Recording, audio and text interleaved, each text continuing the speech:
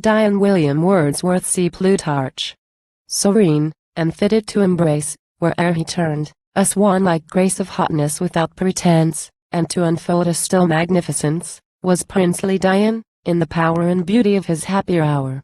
And what pure homage then did wait on Dion's virtues, while the lunar beam of Plato's genius, from its lofty sphere, fell round him in the grove of Academe, softening their inbred dignity austere that he, not too elate with self-sufficing solitude, but with majestic lowliness endued, might in the universal bosom reign, and from affectionate observance gain help, under every change of adverse fate.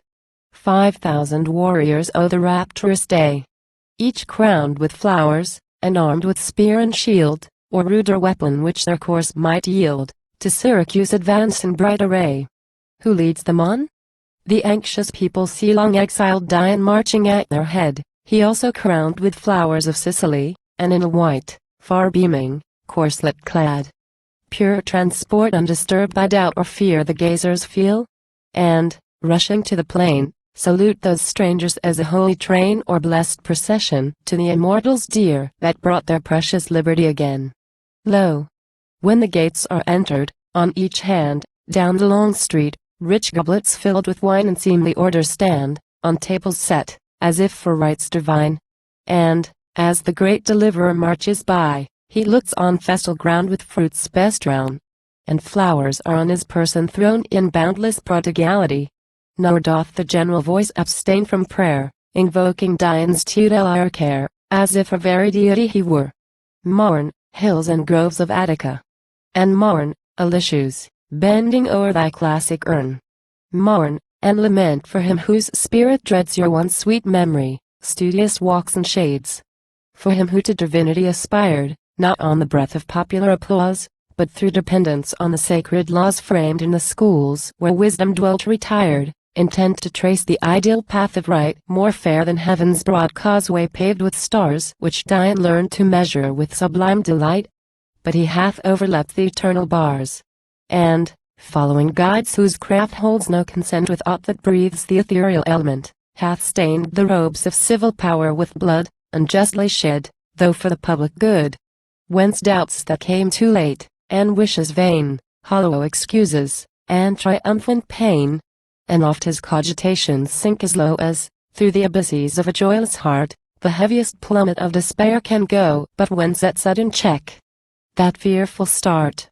He hears an uncouth sound, and in his lifted eyes saw, at a long-drawn gallery's dusky bound, a shape of more than mortal size and hideous aspect, stalking round and round. A woman's garb the phantom wore, and fiercely swept the marbile floor, like Auster whirling to and fro, his force on Caspian foam to try. Or Boreas when he scours the snow that skims the plains of Thessaly, or when aloft on Manalus he stops his flight, mid eddying pine tree tops. So, but from toil less sign of profit reaping, the sullen spectre to her purpose bowed, sweeping vehemently, sweeping, no pause admitted, no design avowed. Ampersand quo. Avaunt, inexplicable guest. Avaunt, ampersand quo, exclaimed the chieftain, and quo.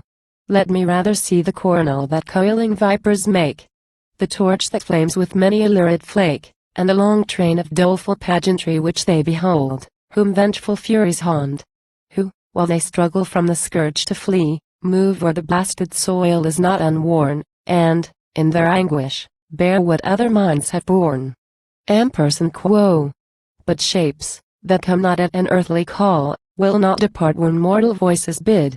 Lords of the visionary eye whose lid, once raised, remains aghast, and will not fall. Ye gods, thought he, that servile implement obeys a mystical intent. Your minister would brush away the spots that to my soul adhere. But should she labor night and day, they will not, cannot disappear. Whence angry perturbations, and that look which no philosophy can brook. Ill-fated chief, there are whose hopes are built upon the ruins of thy glorious name, who, through the portal of one moment's guilt, pursue thee with their deadly aim. O matchless perfidy! Portentous lust of monstrous crime! That horror-striking blade, drawn in defiance of the gods, hath laid the noble Syracusan low in dust. Shuddered the walls, the marble city wept, and sylvan places heaved a pensive sigh. But in calm peace the appointed victim slept, as he had fallen in magnanimity, of spirit too capacious to require that destiny her course should change, too just to his own native greatness to desire that wretched boon, days lengthened by mistrust. So were the hopeless troubles that involved the soul of Dion, instantly dissolved. Released from life and cares of princely state, he left this moral grafted on his fate. Ampersand quo.